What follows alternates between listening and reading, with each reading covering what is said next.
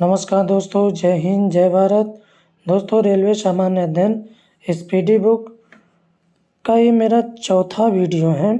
इसमें हम जो है 1380 प्रैक्टिस सेट की एक सीरीज़ है, जिसमें हम छोटे छोटे पार्ट में वीडियो बनाकर इसमें जो हम प्रैक्टिस सेट को कवर कर रहे हैं।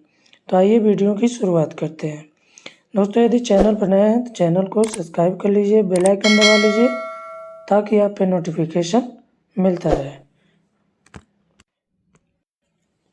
आरआरबी गुवाहाटी 1996 का ये पेपर है। तो आइए इसको हम जो है सॉल्व करते हैं। पहला प्रश्न है, एक आवेशित खोखले गोलक के अंदर किसी जगह विद्युत क्षेत्र का मान होता है। एक आवेशित खोखले गोलक, मान लीजिए कोई खोखला गोलक है जो कि आवेशित है, खोखला गोलक है जो कि आवेशित है, के अंदर किसी जगह विद्युत क्षेत्र का मान क्या होगा। इसमें किसी जगह जो विद्युत क्षेत्र का मान क्या होगा, वो 0 होगा। अब यहाँ बात आती है विद्युत क्षेत्र किसे कहते हैं। क्लियर? तो विद्युत क्षेत्र किसे कहते हैं, किसी आवेश के द्वारा किसी आवेश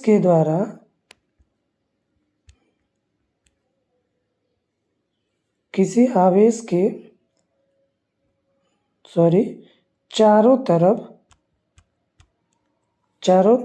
तरफ का वह क्षेत्र जिसमें उसका प्रभाव किसी अन्य आवेश द्वारा अनुभव किया जा सके, उसे हम जो है विद्युत क्षेत्र कहते हैं। एक बार फिर से दोस्तों इसको नोट डाउन कर लीजिए। मान लीजिए कोई आवेश है, आवेश के चारों तरफ का वह क्षेत्र, किसी आवेश के चारों तरफ का वह क्षेत्र जिसमें उसके प्रभाव का किसी अन्य आवेश, कोई अन्य आवेश है, अन्य आवेश द्वारा अनुभव किया जा सके, आवेश द्वारा अनुभव किया जा सके, उसे विद्युत क्षेत्र कहते हैं। मान लीजिए कोई आवेश है, आवेशित है, और यहाँ पे कोई धातु है या नर्म लोहा है, ये इसका अनुभव कर सके तो ये एरिया जो होगा उसका विद्युत क्षेत्र कहलाएगा। अब आवेश की बात होती है। अब आवेश की बात हम करते हैं कि किसी आवेश किसे कहते हैं। आवेश का फार्मूला होता है, पहले आवेश को हम दर्शाते हैं Q से।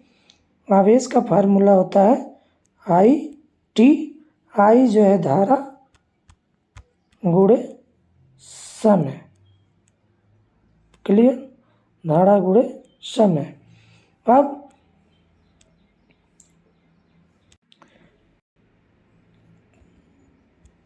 धारा गुणे समय, अब इसका मात्रक हो गया एम्पियर, धारा का मात्रक एम्पियर, समय का मात्रक सेकेंड। तो आवेश को हम दर्शा सकते हैं धारा और समय के गुणनफल को जो हम आवेश कहते हैं। इसको जो है मात्रक एम्पियर सेकेंड है। अब इसका पूछ देगा आवेश का एसआई मात्रक। आवेश का एसआई मात्रक क्या होगा, तो आवेश का एसआई मात्रक हो जाएगा कूलाम। क्लियर? ये क्वेश्चन क्लियर हो गया। आगे चल, अगला प्रश्न है, स्प्रिंग नियंत्रित उपकरणों में प्रयोगात्मक घंटे के दौरान उपकरणों को पर रखकर पाठ्यांक लिए जाने का सुझाव दिया जाता है। स्प्रिंग नियंत्रित उपकरणों में प्रयोगात्मक घंटे के दौरान उपकरणों को कैसे रखकर, किस प्रकार रख कर जो है पाठ्यांक के लिए जाने का सुझाव दिया जाता है, वो ऊर्ध्वाधर। अगला प्रश्न है, शुद्ध रूप से प्रेरक एक विद्युत परिपथ में धारा वोल्टता ठीक 90 डिग्री द्वारा पश्च है।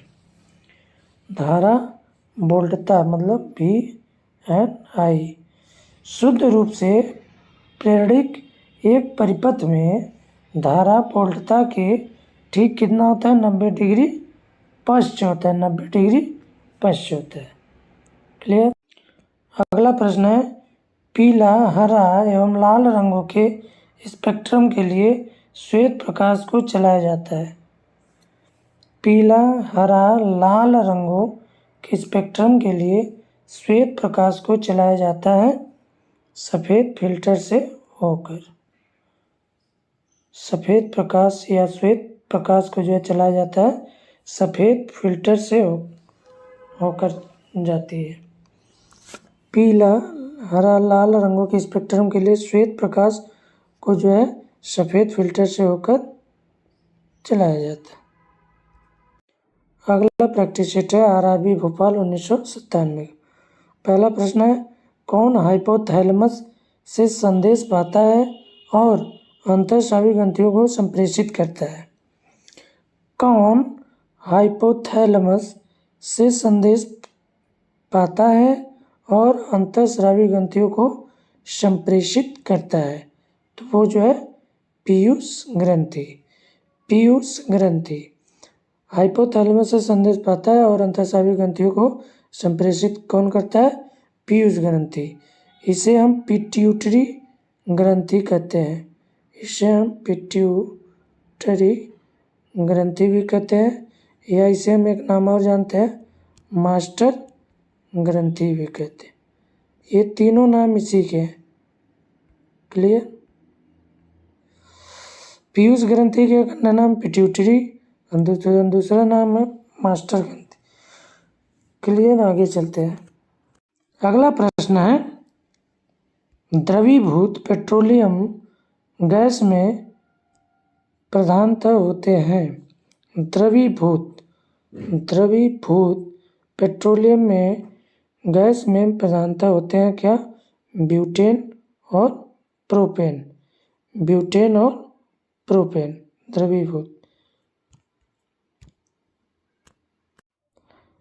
द्रवीभूत पेट्रोलियम गैसों में ब्यूटेन और प्रोपेन होते हैं।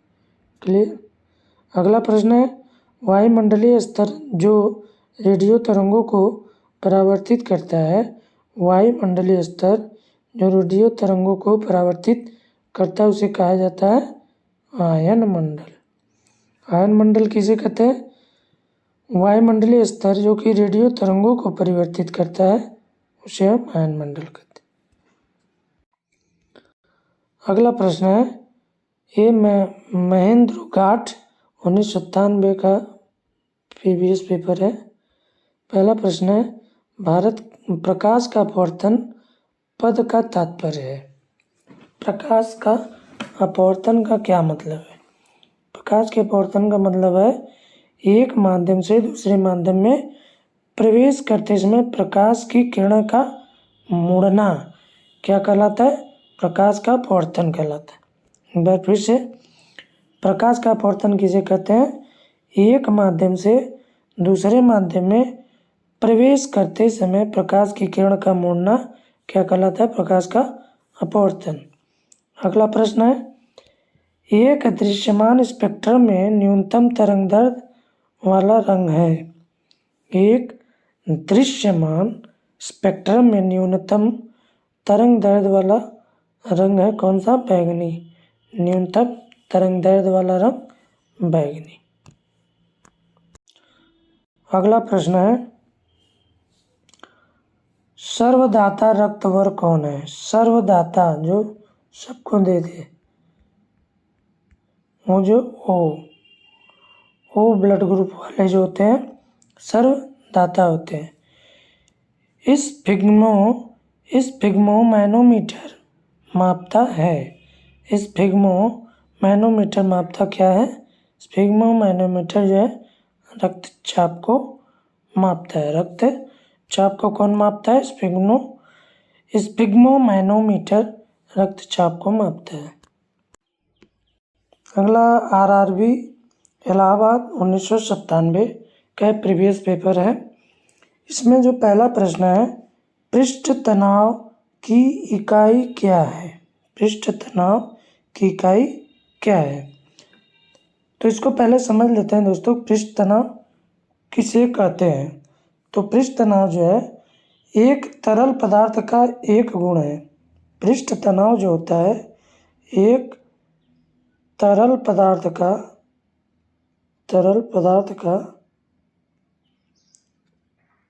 एक गुण है जो इसे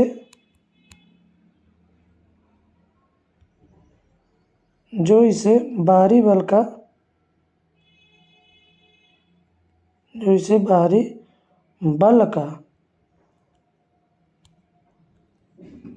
प्रतिरोध करने की अनुमति देता है। बल का प्रतिरोध करने की अनुमति देता है। तो पृष्ठ तनाव किसे कहते हैं या पृष्ठ तनाव क्या है? तो एक तरल पदार्थ का एक गुण है जो इसे बाहरी बल का प्रतिरोध करने की अनुमति प्रदान करता है। क्लियर? अब पृष्ठ तनाव का फार्मूला क्या होता है उसको देख लेते हैं। पृष्ठ तनाव का जो फार्मूला होता है बल बटे लंबाई। अब इसका मात्रक या इकाई हम निकालेंगे तो क्या हो जाएगा? बल का मात्रक न्यूटन, लंबाई का मात्रक मीटर। क्लियर?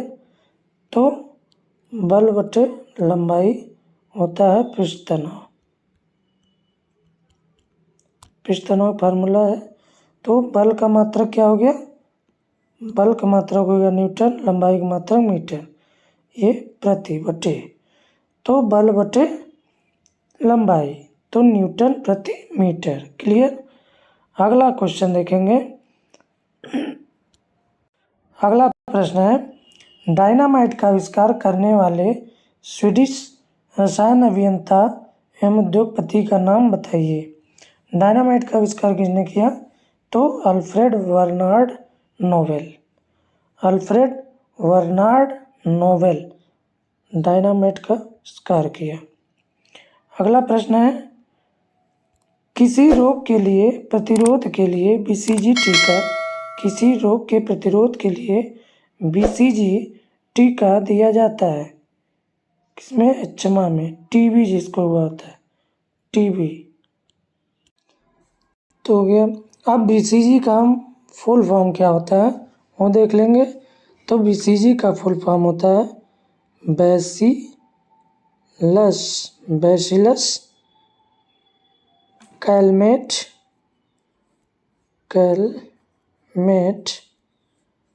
गुएरिन।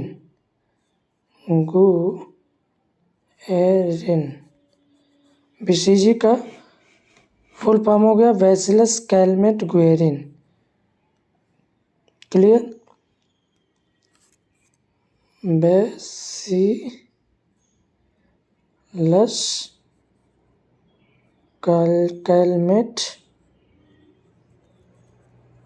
गुएरी। आगे चलते हैं। अगला प्रश्न है गणना में सहायक गणितीय साधन के रूप में लघु गणक की संकल्पना किसने की?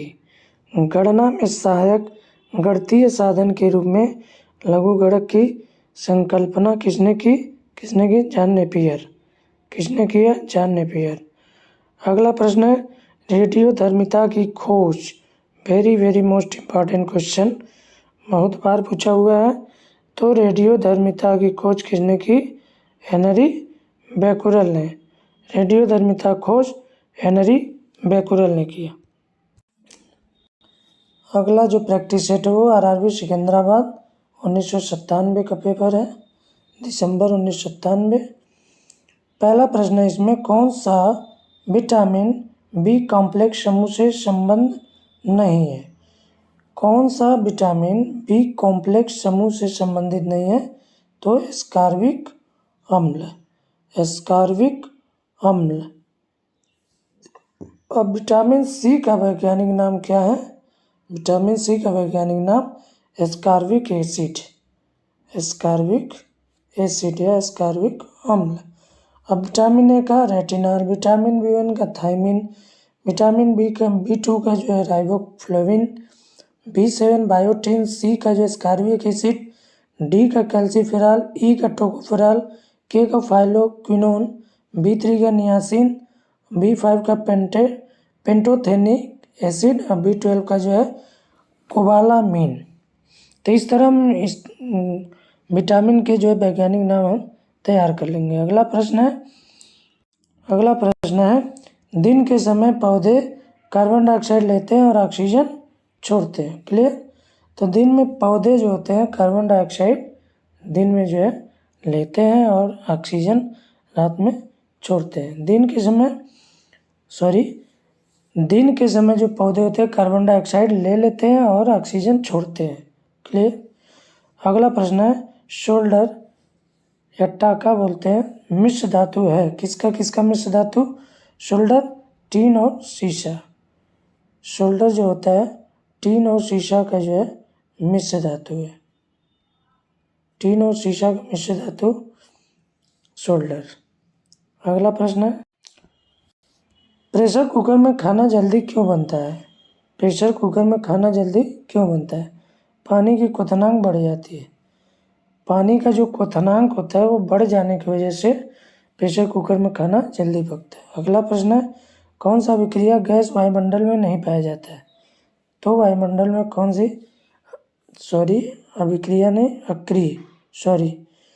कौन सा अक्रिय गैस वायुमंडल में नहीं पाया जाता है? तो रेडान जो होता है अक्रिय गैस वायुमंडल में नहीं पाया जाता। अगला प्रश्न है पृथ्वी की ओजोन परत प्राणियों के लिए उपयोगी होती है क्योंकि यह सूर्य से अत्यधिक परावैंगनिक किरणों से बचाती है। ओजोन परत जो होती है परावैंगनिक किरणों से हमारी सुरक्षा करती है। अगला प्रश्न है वयस्क मनुष्य में रुधिर की रचना किसके द्वारा की जाती है? वयस्क मनुष्य में रुधिर की रचना किसके द्वारा की जाती है? वो अस्थिमज्जा द्वारा जो है रुधिर की रचना की जाती है वयस्क मनुष्यों में। अगला प्रश्न है चमगादड़ अंधेरे में उड़ सकते हैं क्योंकि उनका मार्गदर्शन उनके द्वारा उत्पन्न पराश्रव्य तरंगों द्वारा किया जाता है। चमगादड़ अंधेरे में उड़ सकते हैं क्योंकि उनका मार्गदर्शन उनके द्वारा उत्पन्न पराश्रव्य तरंगों द्वारा किया जाता है। अगला प्रैक्टिस सेट है आरआरबी कोलकाता 14 फरवरी 1999 का। तो पहला प्रश्न है गर्भाशय में कौन सी पेशी पाई जाती है? गर्भाशय में कौन सी पेशी पाई जाती है? वो आरेखित पेशी पाई जाती है। अगला प्रश्न है सस्टेरिन किसकी औषधि है? सस्टेरिन किसकी औषधि है? बुढ़ापा रोकने की। सस्टेरिन जो होती है बुढ़ापा रोकने की औषधि है। अगला प्रैक्टिस सेट है चंडीगढ़ किस मार्च 1999 का। इसमें पहला प्रश्न है सूर्य के प्रकाश को सेकेंडरी या फोकस करने के लिए किसका उपयोग किया जाता है? सूर्य के प्रकाश को संकेंद्रीय फोकस करने के लिए किसका उपयोग किया जाता है? उत्तल लेंस का प्रयोग किया जाता है। अगला प्रश्न है विद्युत ऊर्जा को यांत्रिक ऊर्जा में बदलता है। विद्युत मोटर जो होता है वो विद्युत ऊर्जा लेके उसको यांत्रिक में बदल देता है। विद्युत ऊर्जा को यांत्रिक ऊर्जा में। अगला प्रैक्टिस सेट है आरआरबी मुंबई जून 1999। पहला प्रश्न है इसमें खाद्य संसाधन तथा संचय द्वारा कौन सा पोषक तत्व अधिकांश रूप में प्रभावित होता है? खाद्य संसाधन तथा संचय द्वारा कौन सा पोषक तत्व अधिकांश रूप में प्रभावित होता है? वो विटामिन। खाद्य संसाधन तथा संचय द्वारा कौन सा पोषक तत्व अधिकांश रूप में प्रभावित होता है? वो विटामिन। अगला प्रश्न है भूकंपी तरंगे रिकॉर्ड की जाती हैं। भूकंप की तरंगे किस यंत्र में रिकॉर्ड की जाती है? वो जो है सिस्मोग्राफ सिस्मोग्राफ में रिकॉर्ड की जाती है। दोस्तों ये आरआरबी मुंबई 11 जुलाई 1999 का प्रीवियस पेपर है। तो भूकंपीय तरंगें रिकॉर्ड की जाती है सिस्मोग्राफ में। प्रदूषित जल पीने के पश्चात आप भलीभांति किस लक्षण का विकास करेंगे? वो जो है टाइफाइड। प्रदूषित जल पीने से जो है टाइफाइड होता है। अगला प्रश्न है, सभी जैविक वातावरणीय प्रक्रियाएं विभिन्न जलवायु तथा मौसमी दशाएं किस परत पर उत्पन्न होती हैं? तो सभी जैविक वातावरणीय प्रक्रियाएं विभिन्न जलवायु तथा मौसमी दशाएं किस परत पर उत्पन्न होती है? वो ट्रोपोस्फियर, जिसे हम हिंदी में कहते हैं क्षोभ मंडल पर उत्पन्न होती है सभी जैविक वातावरणीय प्रक्रियाएं एवं जलवायु मौसमी घटनाएं, ये सब कहाँ होती है? ट्रोपोस्फियर या क्षोभ मंडल। अगला प्रैक्टिस सेट है आरआरबी भोपाल। 29 अगस्त 1999 का पेपर है। इसमें पहला प्रश्न आया है, पीली रोशनी में एक गहरी नीली वस्तु कैसी दिखाई देगी? पीली यदि रोशनी है और उसमें गहरी नीली वस्तु है तो कैसी दिखाई देगी? भूरी या ब्राउन कलर।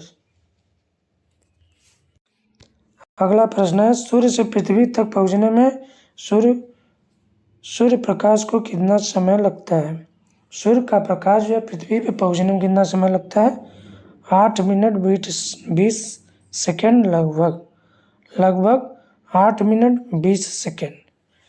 अगला प्रश्न है, चलती गाड़ी में बैठे आदमी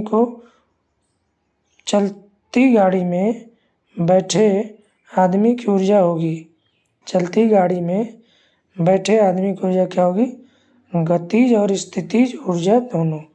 कोई व्यक्ति गाड़ी में बैठा हुआ है तो उसमें किस प्रकार की गति होगी? गतिज ऊर्जा होगी, वो गतिज और स्थितिज दोनों ऊर्जा होगी।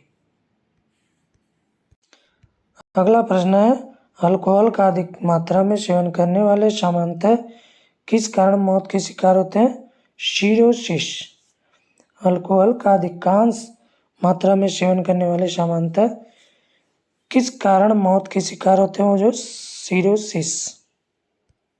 अगला प्रश्न है, टाइफाइड रोग में शरीर का कौन सा अंग प्रभावित होता है? टाइफाइड रोग में शरीर का लीवर, आंत प्रभावित होता है।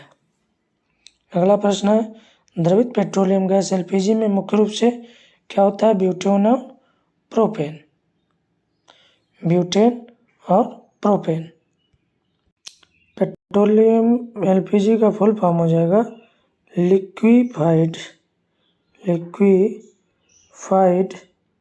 Petroleum gas.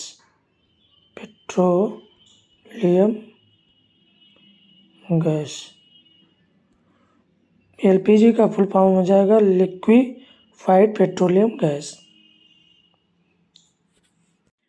अगला प्रैक्टिस सेट है 1999 का आरआरबी भोपाल। पहला क्वेश्चन है, बिना सल्क वाली मछली कौन सी है? बिना सल्क या स्केल्स वाली मछली कौन सी है? कैटफिश में सल्क या स्केल्स नहीं होते। अगला प्रश्न है, ध्वनि वेग न्यूनतम स्तर पर होती है। ध्वनि वेग न्यूनतम स्तर पर कहाँ होती है? वायु में। ध्वनि वेग जो होती है न्यूनतम स्तर कहाँ होती है? वायु में। अगला प्रश्न है, रासायनिक ऊर्जा को विद्युत ऊर्जा में रूपांतरित करता है विद्युत सेल। रासायनिक ऊर्जा को विद्युत ऊर्जा में कौन रूपांतरित करता है? सेल या बैटरी, विद्युत सेल। अगला प्रश्न है, कॉफी में सबसे महत्वपूर्ण उत्तेजक कैफीन होता है। चाय में सबसे महत्वपूर्ण उत्तेजक पदार्थ है थीन। कॉफी में कैफीन, चाय में थीन उत्तेजक पदार्थ होते हैं। चाय में उत्तेजक पदार्थ है थीन, कॉफी में उत्तेजक पदार्थ कैफीन। अगला प्रश्न है, हाइग्रोमीटर से क्या मापा जाता है? इम्पॉर्टेंट प्रश्न है। हाइग्रोमीटर से अपेक्षिक आर्द्रता। अगला प्रश्न है आरआरबी चेन्नई दिसंबर 12 कब है। पहला प्रश्न है, एक सोर्स प्रोग्राम है एक उच्च स्तरीय भाषा में लिखे हुए प्रोग्राम का मशीनी भाषा में रूपांतरण। एक सोर्स प्रोग्राम का मतलब है कि एक उच्च स्तरीय भाषा में लिखे हुए प्रोग्राम का मशीनी भाषा में रूपांतरण ही एक सोर्स प्रोग्राम। दोस्तों ये हमारा वीडियो कैसा लगा, वीडियो अच्छा लगा तो वीडियो को लाइक कर दीजिए, चैनल को सब्सक्राइब कर दीजिए। इसी के साथ जय हिंद जय भारत।